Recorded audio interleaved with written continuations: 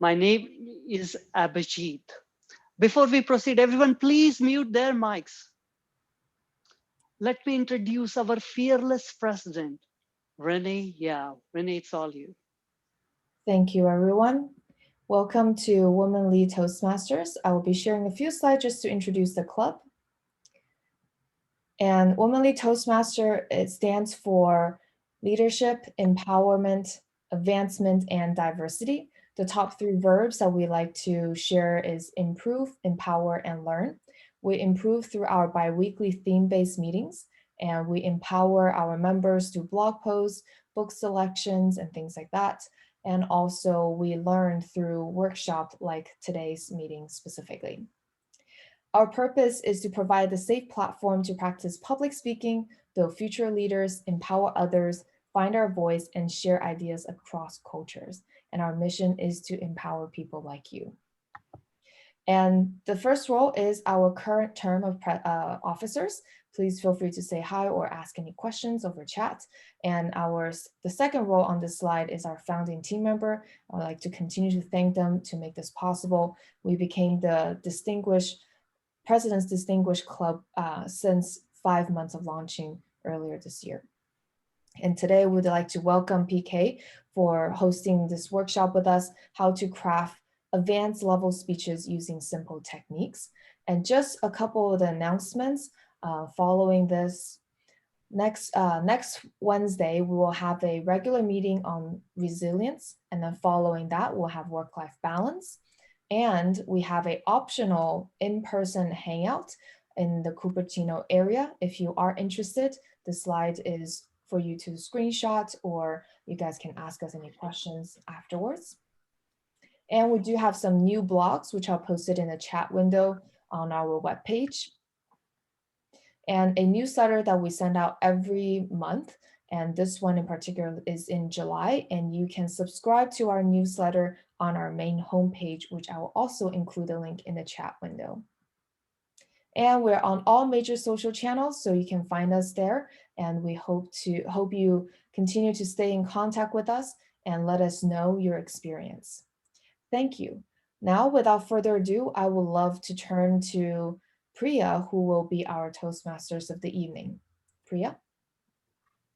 Thank you, Renee.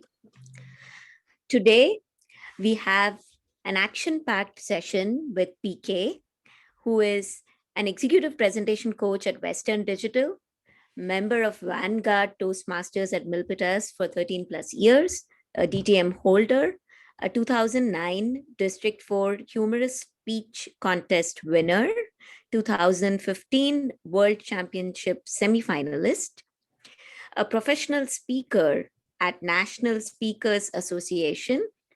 Please put your hands together to welcome PK. Thank you. Thank you very much, Priya, for that wonderful introduction. Thank you.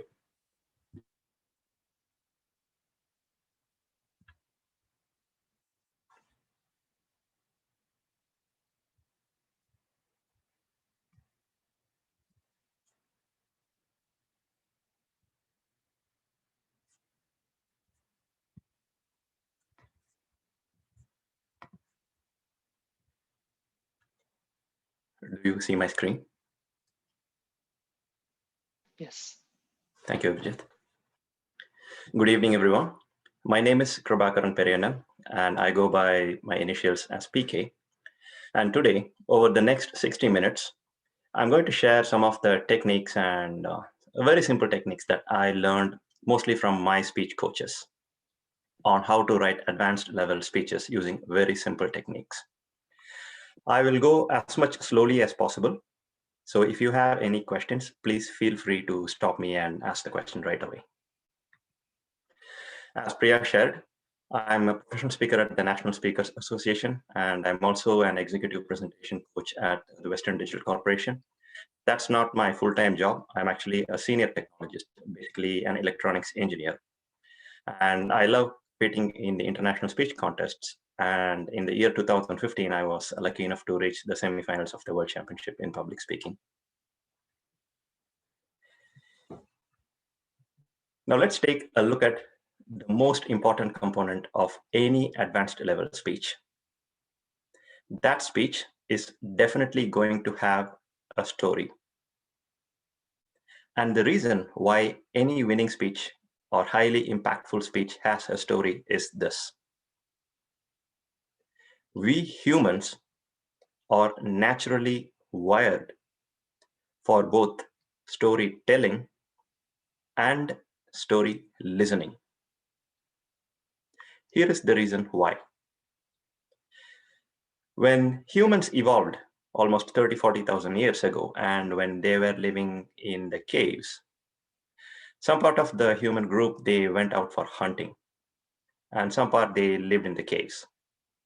And these people who went out for hunting, they had to face some really dangerous situations, either from the animals or from the nature itself. So when they went through it and they came back to the caves, obviously they wanted to share it with the rest of the people who didn't have that experience to feel it in person. So this is a life preserving skill that they transferred to the others in the form of stories on how they were attacked by an animal, or how they overcame that attack, and how successfully they emerged. So whenever these people that who listened to these stories, now again, the human brains are tuned in such a way that when a person listens to a story with deep with a deep emotion, then that person actually really feels as if that person is part of that story. And that was one of the ways, the best ways nature has instilled in humans on how to preserve life. And that's the reason why storytelling is a very important component throughout the history. It's not just for speeches, but even in day-to-day life, anything that is said in a story has the most impact for the listener.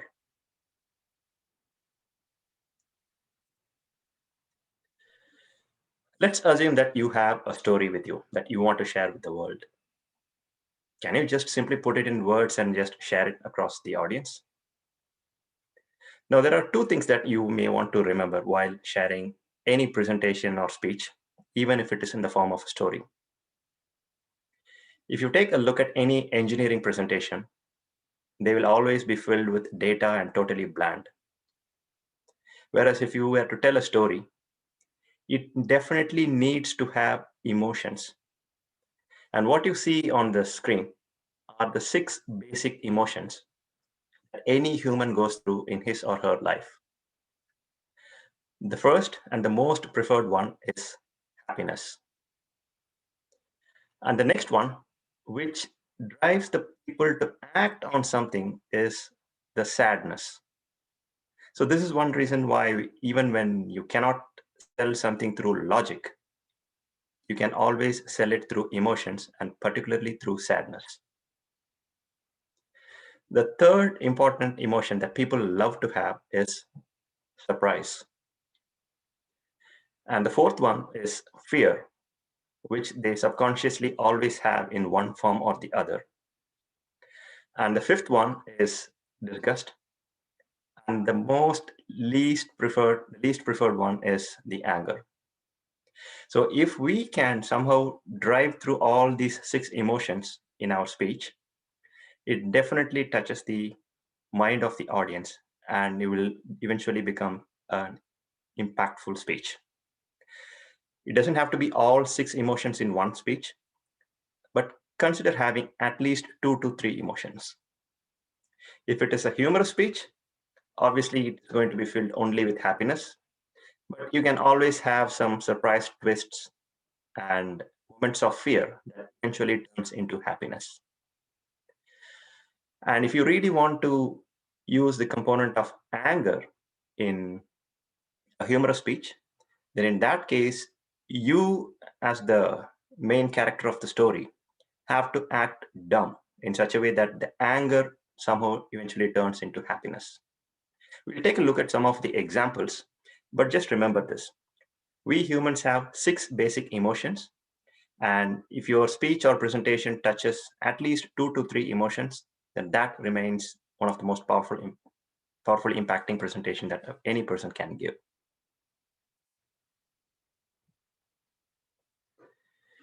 Let's take a look at how to create a really entertaining story. Now, any story that happens to be highly entertaining has this particular flow and these four characters. The story starts with an underdog who is struggling in his or her daily life. And even during those struggles, all of a sudden, even when things are going already bad, there appears a sudden villain who makes things worse for this underdog. Now, this is the moment where this underdog steps up to use the wisdom or the knowledge that was gained through books or from any mentor or from the world, overcomes the situation and eventually becomes a hero. So it's very simple. If you want to share a highly entertaining and impactful story, it doesn't have to be that you doesn't need to have to be the main character with who's like heroic in nature. Always start with being an underdog who's going through some struggles, and suddenly there appears a surprise villain who makes things really worse for you, and somehow you overcome that and eventually become a hero. So this is the flow that people subconsciously want to listen to. For example, if you say that you went ahead and you trained for, like, say, 10 years and you won a gold medal in the Olympics, they may like to listen it, but it's not going to be as impactful as this particular flow, because nobody wants to train for 10 years and maybe they think, oh, you are gifted enough to train for 10 years, but I'm not gifted enough to go and get trained for 10 years. So this story is not for me. So just remember, an underdog becoming a hero is the most successful, entertaining story the world ever still supports. What you see on this slide is called as a story dramatic arc. Again, there are basically the four characters that we saw: an underdog that is going through a struggle, and suddenly there appears a villain, and everything gets resolved, and finally everything turns out to be happy. Now, how to remember this flow? It's very simple. All you have to remember is this story arc mountain. If you start from the left, everything this underdog faces is somewhat fine and is going well and good. But something surprising and new shows up in the daily struggle, and it keeps on increasing. The struggle keeps on increasing, and tension increases.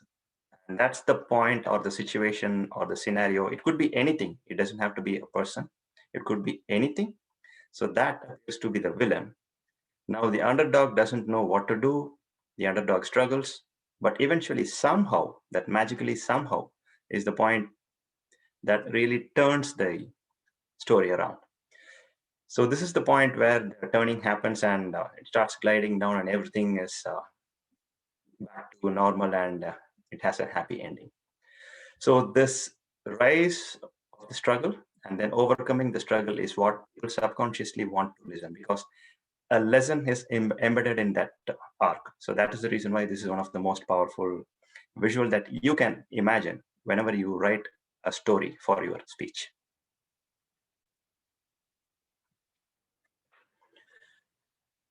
Now let's take that same example and see how they have been applied in the movies, particularly the 3D animation movies. What you see horizontally on the top is the flow of characters that we saw. As an underdog going through a struggle suddenly faces a villain and eventually becomes a hero. Now, what you see vertically here on the left are the list of movies down here that is based on this particular entertaining storyline. The first one is the Shrek, created by DreamWorks Corporation. The main character, Shrek, is an ogre, which is an underdog. And this ogre is already feeling very bad just because he is not looking good. And he is going through all kinds of struggle because people hate him for his looks. And he also doesn't want to be bothered by anyone. So that's the struggle he was going through. And all of a sudden, there comes a king as a villain, appearing to be a villain. And even when the struggle is already too much for the ogre to handle, he demands the ogre that The princess needs to be rescued, and this ogre is the only person who can do that, so that he can reclaim his home and the land that the ogre is living in. So somehow this ogre Shrek, with the help of a donkey, he goes ahead and he saves the Princess Fiona and comes back as a successful hero. Likewise, the next film is the film Ratatouille by Disney Pixar Animation Studios. The main character is a rat who is already going through a lot of struggles just because he is a rat. People hate him, particularly whenever he is found in a restaurant. Chefs and the waiters, they threw knives at him. So he's already going through a lot of struggle. And top of that, there comes a villain who is a chef, and he really wants to kill this rat. So how this rat overcomes with the help of another friendly chef and eventually becomes a hero, a chef, a 5-star rated or a Michelin rated chef. So that is the storyline of this movie, Ratatouille. So any story, it doesn't matter how old we are or how young we are.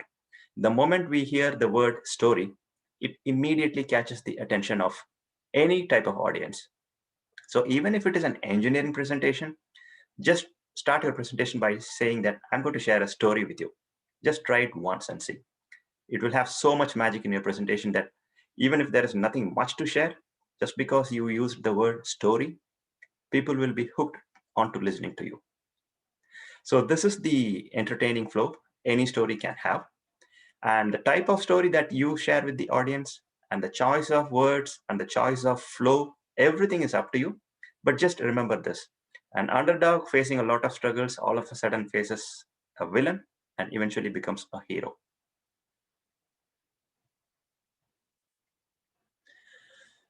Now that we have seen the flow, how to make the speech very easy to remember.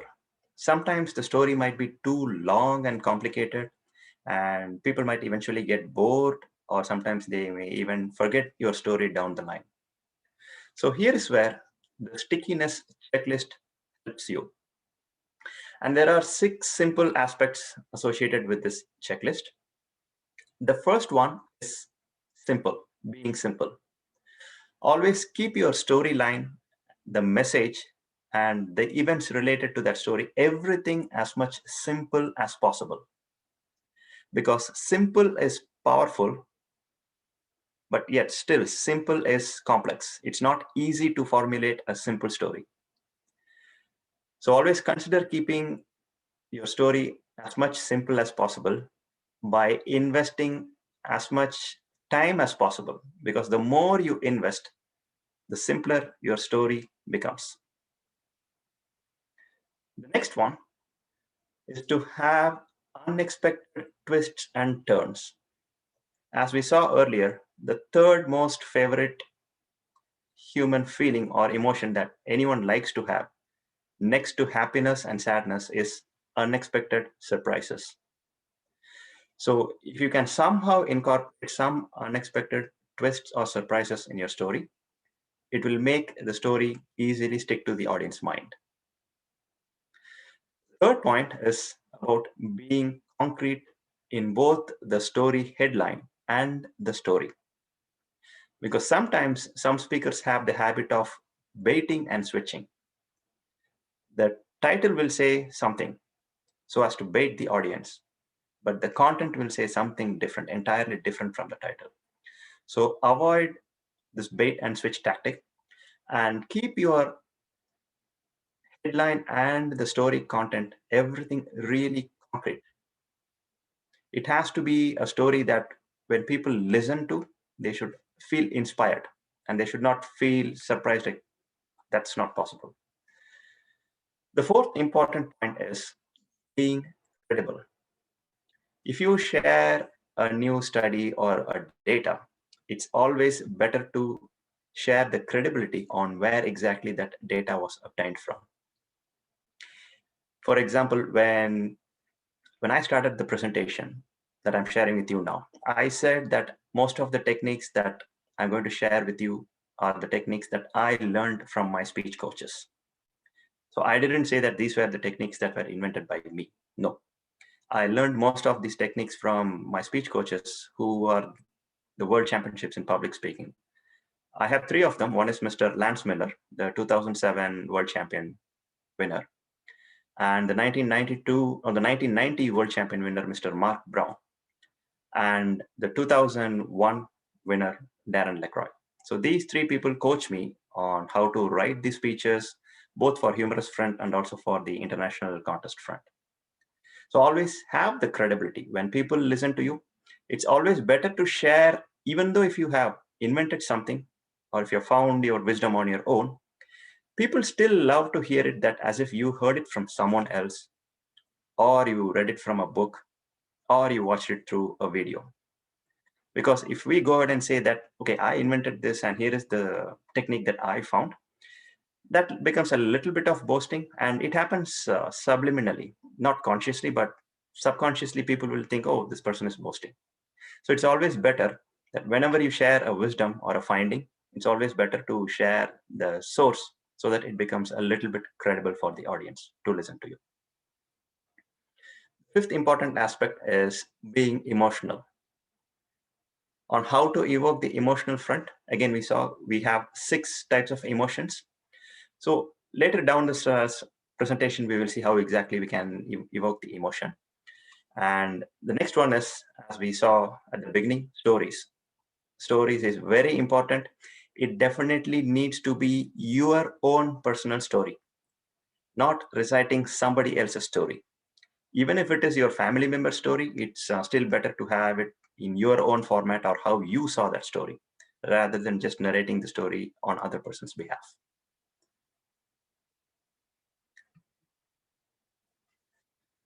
What you see on this slide are 6 persuasion techniques by social scientist Dr. Robert Cialdini. Now, these 6 techniques were introduced to me by Mr. Lance Miller, and how you use it in your speeches is totally up to you. But I'm going to explain and share the techniques on how it is being used in our day-to-day lives. So the first one is called as reciprocity technique. That is, this is a methodology that you can powerfully use to persuade the audience, and you can use it even in your speeches too. So let me explain the technique first for you.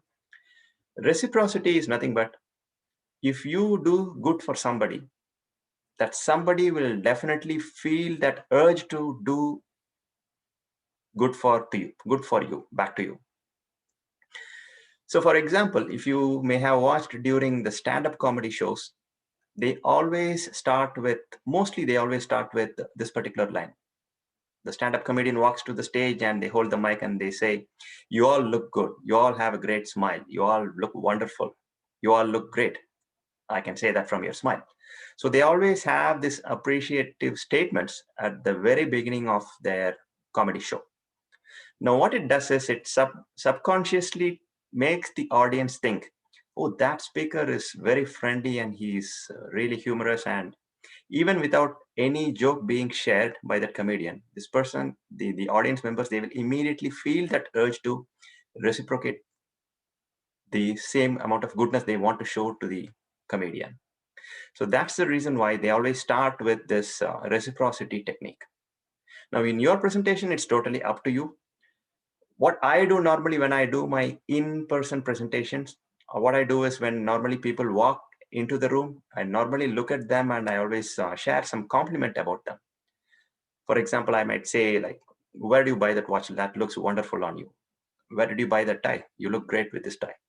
Something like that. So immediately they get that subliminal urge to, oh, the speaker PK seems to be a very nice person. So let me listen to what he is going to share. So this is called as reciprocity technique. And you can even use it in your day-to-day life at a couple of instances that I can share with you. For example, whenever you go to a restaurant, most of us have the habit of tipping the waiter or waitress after the service has been provided. That is when we get the check. That is when we pay the tip for the service. But here is a technique that I learned from Mr. Donald Trump. In one of his books, he says that whenever he goes to a restaurant, while he orders the food, he roughly calculates the total amount. Let's say that the total comes to $100 approximately. So he immediately takes $15 and he places on the table and he says that this tip is for you. So this is a reciprocity technique that is being done even before the service is being provided. So what it does is it creates that urge in that waiter or waitress to make sure that, oh, this person seems to be very nice. I really need to do something for this person. Now, in your presentation, the only good thing they can do for you as a presenter is to listen to your presentation or speech. So that is where you can use this reciprocity technique in your speeches or at the beginning or even before you begin your presentation. Like the way I shared that what I do is before any presentation, I look at every single person, find something good in that person, and I just compliment or just appreciate that. Or I just even say like, oh, that pen looks nice. Where did you buy it? So just some simple technique that creates this reciprocity urge in the audience. The next one is called as scarcity technique. If you may have gone to Costco or any other retail giant store, you might have seen this tagline that says, or the piece of card that says, limit only 2 items per customer, or maybe limit only 1 item per customer. Now, just because you read that line, limit only 1 item per customer, your subconscious mind immediately thinks, even without your own knowledge, it immediately thinks that, okay, this item must be a really scarce item. So let me buy it because I don't know, down the line it may not be available and I don't want to miss it. So let me go ahead and buy it. So this is one reason why a lot of people just without even knowing what that item is or what is the use of that item, without even any second thought, they will get that urge to buy it just because it says limit 1 item per customer or 2 items per customer. I admit I have bought a lot of things like that in most of the stores just because I saw limit 1 or 2 items per customer. And only later I realized that I was already tricked and I bought that item. So this is called as scarcity technique. And how you can use it in your presentation is you can share a point by saying that, okay, here is what we need to do. And if we don't do it, we might miss this. So even though you may not have such a scenario in your presentation, it is up to you to deliberately introduce something that creates this scarcity in the minds of the audience when they listen to your speech. So this is the reason why, in fact, if you look at the car salesman, they use this. They will say that if you don't sign the lease or if you don't sign the contract by 6 p.m. today, this car is gone. So immediately your subconscious mind thinks, okay, that it gets tricked into that scarcity mentality. So if I don't sign it, I might lose it, but I don't want to lose it. So let me go ahead and do it. So this is called as scarcity technique. Third one is called as authority technique. Basically, if you want to drive a point to the audience, rather than saying, for example, let's say let me share a simple example on how I do my engineering presentations at my workplace, Western Digital Corporation. So what I do is before sharing the presentation with the actual intended audience, what I do is I deliberately go to some vice presidents or senior vice presidents or any top management people, and I go present it just for 5 minutes and I take their opinion. If there is something positive in their opinion, let's say that, okay, PK, seems to be a wonderful idea, let's get it implemented. Now the point is, I just note down that particular line. And now when I go to the another set of audience, that is the actual intended audience, I go and drive my point by saying that this particular vice president has already reviewed everything and they think that this is the best idea. So now what happens is audience will think, okay, even if just because the vice president has approved it, then why should I reject it? Let me also approve it. So this is called as authority technique.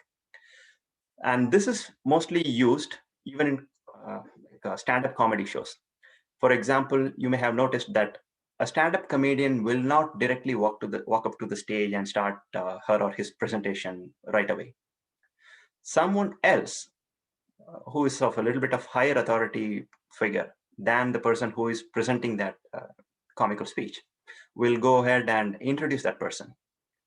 For example, if Jerry Seinfeld goes ahead and introduces a newbie or an upcoming comedian, imagine the level of expectation that audience is going to have about that new upcoming comedian, just because Jerry Seinfeld introduced that comedian.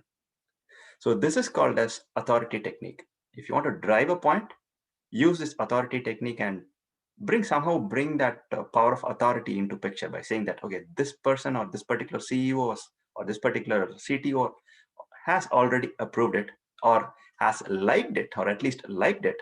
So that way you drive the point that, okay, that person liked it, better you also like it. So that kind of tactic gets driven into the mind of the audience. The fourth technique is called as consistency technique. Napoleon Bonaparte said, if you lie once, it stays as a lie. But if you repeat that lie 100 times, it becomes a truth. And this is very true for any presentation. So this is the reason why most of the speech coaches, they ask us to repeat it at least thrice. So normally what they do is they will say that what they are going to say, then they will say, and then they will say what they said. So they would have repeated it at least 3 times. So if you want to drive home a point, consider repeating it at least thrice, or keep on repeating it as much as possible. So there is a technique called as loop back technique in advanced speech speech writing scenarios. What they do is they will keep on repeating the same line over and over again. It could be a comical tagline or a very interesting line, something, but they will keep on repeating it. For example, if you may have seen the ventriloquist show by Jeff Dunham, he uses a jalapeno that is sitting on a stick. So every time he says a joke, this jalapeno will say on a stick, on a stick, on a stick. So even if it had been repeated like 20 times or 30 times, just because it was consistently repeated, so that becomes a really funny aspect of that particular presentation. The fifth one is about liking. If your friends on Facebook or Twitter or anywhere else, if 5 or 6 of your friends like something, without any effort, subconsciously, you will start liking it. So that's the reason why, one of the reasons why people are getting addicted to Facebook. Like they just say like, hey, I like it, I like it, I like it. So that's a subconscious technique that's being used by Facebook. So if 100 people like something, eventually you will be tricked into liking that same thing. The next one is called as consensus. If 100 people agree on something, you will never ever get the urge to question it. Automatically, you will start agreeing it without even any influence from those 100 people, just because they liked it. So that is the reason why, if you may have seen, in most of the commerce websites, they will have a section called as testimonials. Tom from Houston, Texas says this product is wonderful. Or Carla from Chicago says this product was a lifesaver.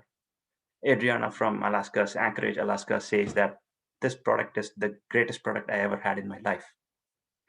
Now, the point is, our human minds, they get tricked just because another fellow human says that, okay, this particular product or this particular message is great.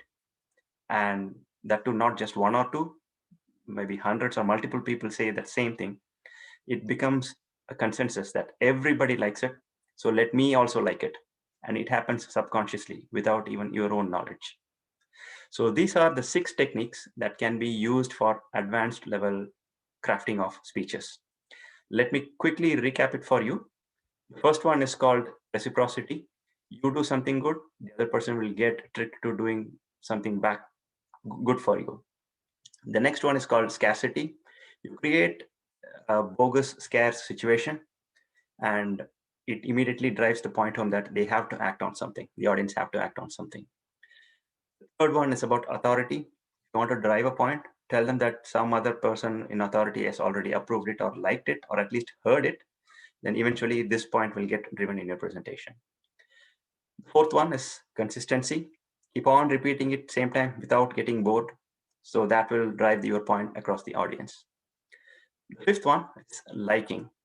If multiple people like something, particularly your friends and family circle and people whom you know, you will automatically start liking it without your own knowledge. The next one is consensus. 100 people like it, like something, or if 100 people agree on something, eventually you as the 101th person subconsciously will start liking it without your own awareness. So these techniques can be used. So I will share later how some of the techniques have been used in one of my speeches. So just remember these 6 techniques especially when it comes to advanced level crafting of speeches. We saw that we need a story, then we need to add emotions, then there was a flow, that there was an underdog which is facing struggles, and there suddenly comes a villain and the villain is being overcome and the underdog becomes a hero.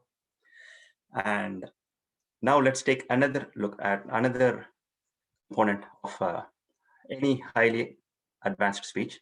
It is called as figurative language. There are a lot of aspects to it, but we'll see only the top 3. The first one is called as alliteration. Alliteration adds spice to your sentences. It's very simple.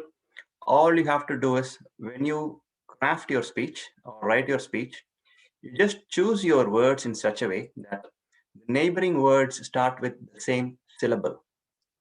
For example, if you see the word here, bouncing bunnies, ba, ba. So that is called as alliteration. It starts with the same syllable. Rather than saying cute bunny or a happy bunny, if you say like bouncing bunnies, so this is much more easy for the human brains or the human minds to remember it, just because an alliteration was added. Even if one word is forgotten, the other word will immediately remind the next word. You might, for example, in the bouncing bunnies, even if one bar has been forgotten, you may forget it 2 or 3 weeks down the line, but you'll remember, oh, it's bouncing bunnies. You will remember it just because it started with ba and ba. So this is called as alliteration. The second example is fragrant flowers. It doesn't say as like beautiful flowers or a red flower. Fragrant flower both starts with fa. And the third one, cookies, cupcakes, and candy. It starts with ka, ka, ka. So this is called as alliteration. It makes these images stick easily to the audience minds. So that's the reason why alliteration is very helpful. The next one is called as similes.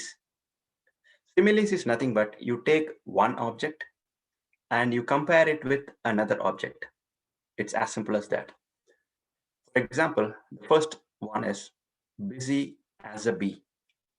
So you're telling that you were busy as a bee. So you compared with a bee. Next one is sparkle like diamonds. So the sparkle of the shoes is being compared with the sparkle of the diamonds. So similes, they just compare each other. This is like this looks as this. So they're just comparison. The next one is called metaphors. The only difference, the simplest difference between similes and metaphor is similes is all about comparing. This is like this. Whereas metaphor is this is this. That is called as metaphor. For example, if you look at the first line, the sun was a gleaming pearl. It doesn't say the sun was gleaming like a gleaming pearl. It says that sun was a pearl. So that this is this was this. It's not like this is like this. If you use the word like as, then it becomes a simile. Whereas this is metaphor, where you say this is this. For example, if you take a look at the fourth example, the car seat is a fluffy cloud. The last one, custard is happiness in a bowl. It doesn't say custard is like a happiness in the bowl. No, it says this is this. So that is called as metaphor.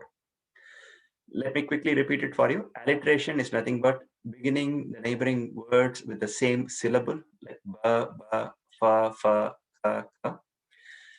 Similes is comparing one object against the other by saying that this object is like this, or this object is as this object.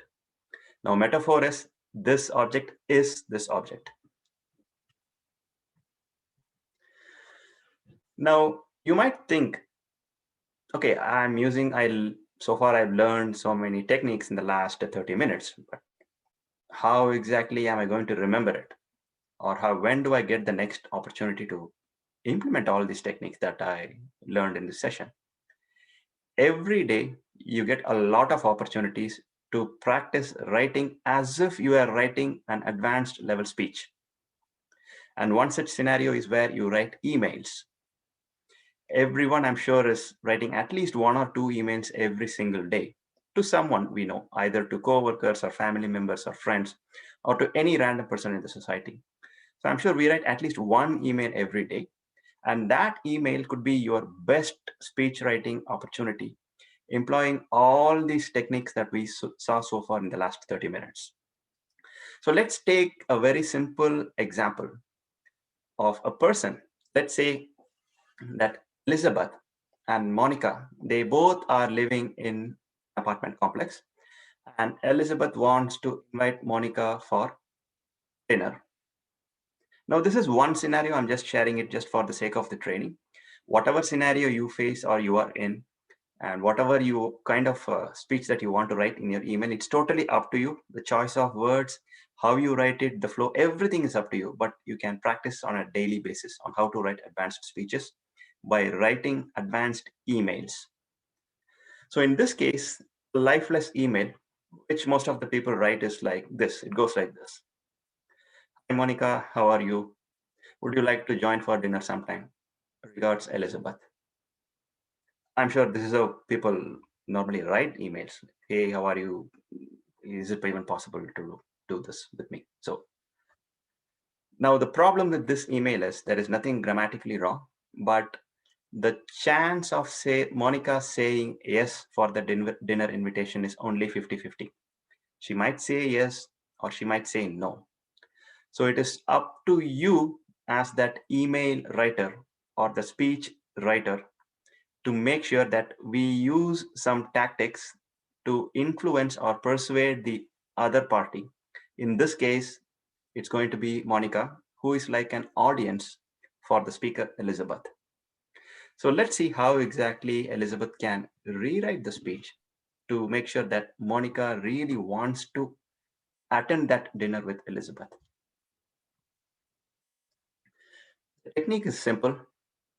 Paint a picture, feed some sensations, and you as a speaker or the email writer, you need to lead them to the results you want. So any email should be like a 20-second TV commercial that paints a very clear and colorful picture. So here is how Elizabeth can rewrite her email. It goes like this. Hi, Monica. How are you? How is your brilliant startup idea coming up? A new Korean restaurant just half a mile from our apartment complex is exclusively serving a warm and spicy tomato soup that you would definitely love to have. Yelp reviews say, don't miss, and I'm heading there this Saturday night at 7 p.m. Would love to have you join for an interesting conversation over a delightful dinner. Now, when you read this email as if you were Monica, you will definitely see a picture of a Korean restaurant near your apartment complex that is serving a warm and spicy tomato soup. And Yelp reviews say, don't miss. And you are heading there at 7 p.m. And the invitee is heading there at 7 p.m. So there's one picture there in this email. It simply didn't ask, would you like to join me for dinner? A picture was sent in the email to the recipient. So like that, the advanced speech, it should definitely have a picture, at least one picture that remains in the audience mind for a really, really long time. So whenever you write an email or any story, revisit to see whether you see a picture in it. If you don't see a picture, then most probably the audience is not going to see a picture, and that is not going to be a most memorable speech or presentation. Now let's analyze this email. Now here are some of the techniques that have been used in this email. How are you? How is your startup idea coming up? Now Elizabeth remembers something about Monica, that Monica is working on some startup idea. It can be anything. In your case, you can ask, hey, how is your parents doing? Or how is your pet dog, Fluffy, doing? It's something, it's up to you. But just because you ask that person, how is your startup idea coming up? It subconsciously starts that reciprocity technique. So this is where reciprocation technique has been used in this line of the email. Now, the next one is the word exclusively. It doesn't say, oh, this soup is available everywhere. It says there is a particular warm and spicy tomato soup that is served exclusively. And that creates this scarcity mindset at that particular moment when they read this line.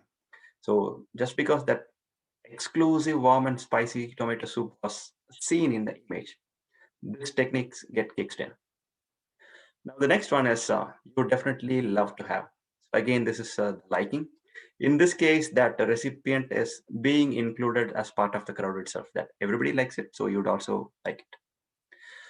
Now the next one is the consensus technique. Yelp is the website or the app that contains the reviews posted by multiple people that says this particular place is great, this particular food is great. So they just have a consensus. So pretty much this Yelp website is only a consensus arranging website. So just because the Yelp reviews say don't miss, so hundreds of thousands of people are saying don't miss. So subconsciously, Monica will be prompted or tempted to see, okay, thousands of people are liking it. Let me also go ahead and see what exactly that soup is about. Now, finally, Elizabeth concludes the email by saying that I would like to have an interesting conversation over a delightful dinner. Again, the liking factor has been used. So these are some of the techniques that have been used even in a simple email. So on a daily basis, when you write an email, before you write the email, consider writing a picture first. Like see a picture, visualize it. After finishing the email, look at that email, take a step back, look at the email and see whether you see a picture in it. I always do that for every email. I use at least one technique out of those 6 techniques, and it really works wonders for me. Now, what you see on this slide is an actual part of one of my speeches that I used. Now, the scenario in this picture is, or in the part of my speech is, it's nothing. It's a very stupid scenario. What happened was many years ago when one of my divisional vice presidents, he was giving a presentation. And I was just sitting in the last row and I was just writing something else without listening to his presentation. So all of a sudden he caught hold of me, and that was an embarrassing moment. And that was all my speech was about. And how it helped me improve, that's a different story. But here is how I painted a picture on that particular moment. The name of the vice president is Frankie. So here is the scenario. I didn't listen to him. He's all of a sudden he catches hold of me, and he's well known for firing people right on the spot. So now let's take a look at how I painted that picture, or for that particular moment where I didn't listen to what he was saying. So I didn't listen. So suddenly Frankie pointed at me. Can you repeat what I said? 400 eyes were staring at me, and I stood frozen like a rat that saw a cat. Because with Frankie, it's one strike and you are fired. Terrified for the whole day, I couldn't think, I couldn't drink, and even I couldn't blink. That night, I got a dreadful email from Frankie. He read, You've been assigned a training on effective listening. Now, there are two components that I really want you to see in these 7 lines. There is a flow. There is an underdog engineer who is already struggling in his job. And all of a sudden, there came a villain-like scenario where the VP pointed out at that engineer and says that, "Hey, you didn't listen to me. You know who I am? I have the ability to fire people right on the spot." So that was the villain scenario. But somehow things went good, and all of a sudden, like, all I was assigned was a training on effective listening, because the mail didn't say you've been fired. It said you've been assigned only a training. So again, it's a surprise twist, because when people were expecting, oh, if this vice president is capable of firing, what exactly happened to this poor underdog engineer? So I used that technique here for creating this, but this is only a part of the speech. For this particular scene, I created that flow: an underdog facing a villain and eventually it becoming a hero. Now the components used for, you can see that I stood frozen like a rat that saw a cat. So I used a simile here. A simile has been used here. And here is how I created that tension moment, that villain moment, because Frankie is known for it's one strike and you are fired. So now what's going to happen? So that's that tension moment. Then I used alliteration that begins with I go, I go, I go. I couldn't think, I couldn't think, I couldn't think. So this is a simple alliteration that I used. And again, finally, surprise twist. I was not fired, but I was assigned a training on effective listening. So that's the point I really wanted to share with you. The point is, even with just these 7 lines, so much tactics have been used. Like an image has been painted, you see a picture there, and you see an alliteration, simile, and you also see the surprise twists. And for example, if you see here, 400 eyes were staring at me. The speech was not written as people were staring at me. It's like 400 eyes. So again, I used that chance to create some picture, 400 eyes. So it's totally up to you. Whatever scenario you are in, whatever speech you are writing about, you can always feel free and you can totally come up with anything you want. The choice of words, painting that you use for that picture, everything, it's totally up to you. But the point is this: there definitely needs to be a picture that can be remembered by the audience members.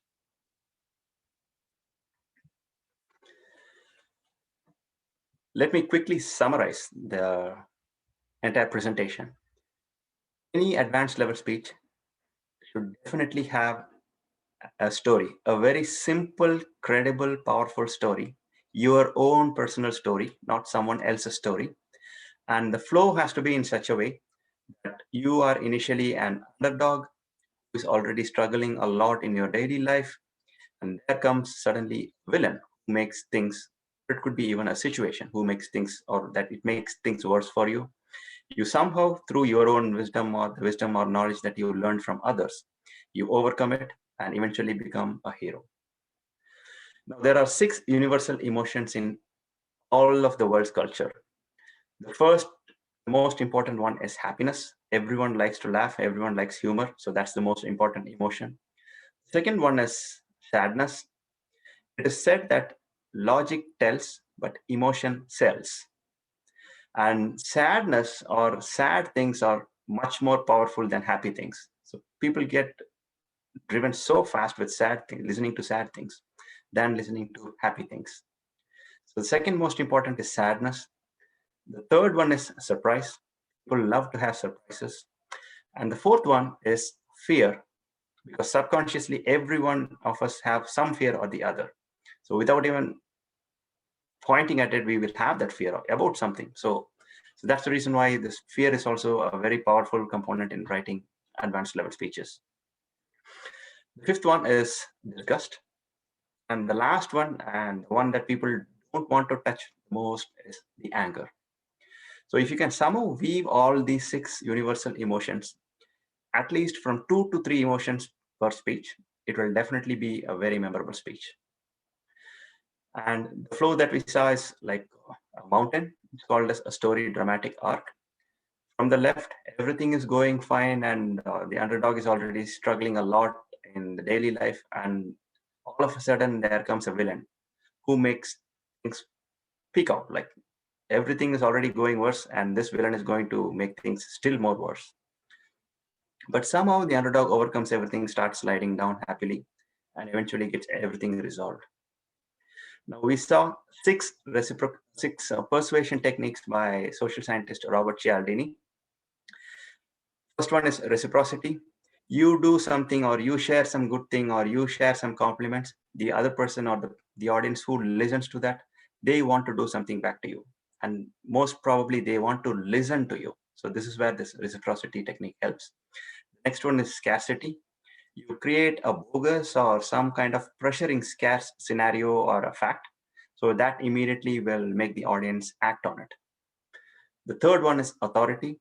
If you want to drive a point across the audience, just share that this has already been approved or at least heard by some other higher authority.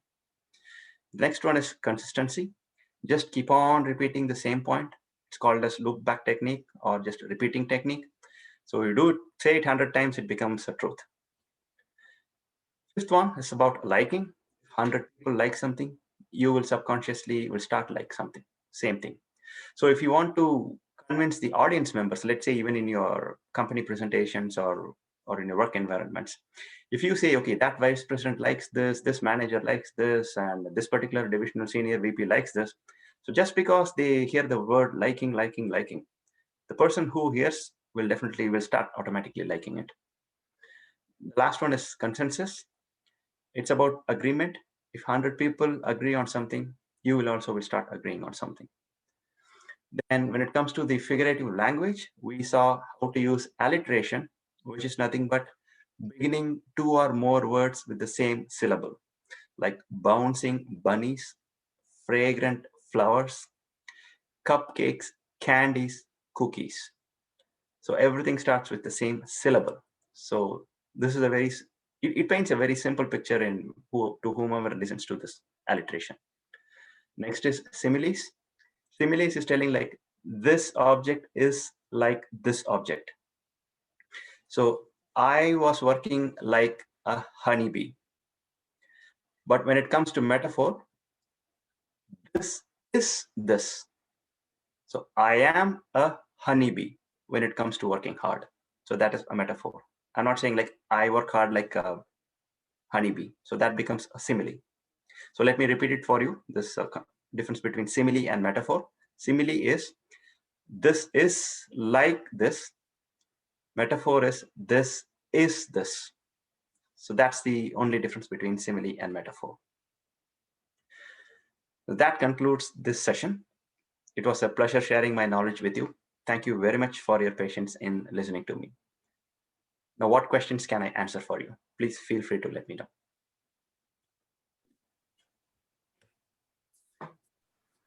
Thank you, PK, for that wonderful session. I managed to capture a screenshot of the last slide that you had about the summary. Guests are welcome to put their questions in the chat or raise their hand and ask a question. Abhijit will unmute you.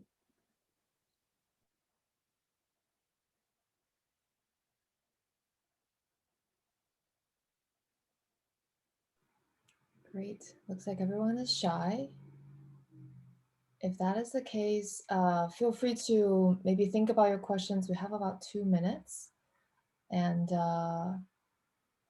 maybe I'll share my screen just to let you guys know. I think PK today did a fantastic job. We do have someone raising their hand. Great. Would you like to come off mute, Bhavana? Yes, I had a question for PK. So my like I usually deal with data. It's all data analytics. How to tell a story when you are talking about data? Like how to bring those emotions in data? That is what I was wondering. How we can do it with when we are presenting a data. I think you mentioned few things while talking through your presentation, but if you can elaborate a little bit more. Sure, Bhavna. Your question is how to build a story when all you have is only just pure data. Yep. I am an engineer myself, and I practice this technique, and the technique is very simple. Rather than talking about the data, begin your presentation by sharing a story on how you arrived at that data or how you collected that data, and then present that data. So that way, a story is the main point is that you shared a story on how you collected it, because obviously you cannot weave a story using a data, but you can always build a story on how that data was collected, and then you can start sharing the data. Does that answer your question? Yes, that answered my question. Thank you so much for the very nice presentation and the answer. Thank you, Bhavna. Great, and we're just at the top of the hour. For those who joined us late, I would like to share with you that if you enjoy what PK shared today, our August calendar is up. We have 2 regular meeting, 1 in-person optional hangout, and another feature workshop by Ryan, who is a district humor speech contest winner, who will provide a workshop on how to add humor in your speeches. So we look forward to seeing you in many of our upcoming speeches, workshops and meetings, and feel free to reach out to us by emails that are listed in the About Us page. All right, okay, thank you everyone. We will adjourn the meeting here. We'll stop recording, but if you have any questions, feel free to stay behind. Our leadership team will answer any additional questions. PK, thank you so much for a wonderful workshop today. Thank you very much, Renee, and thank you everyone for your patience in listening to me. Thank you.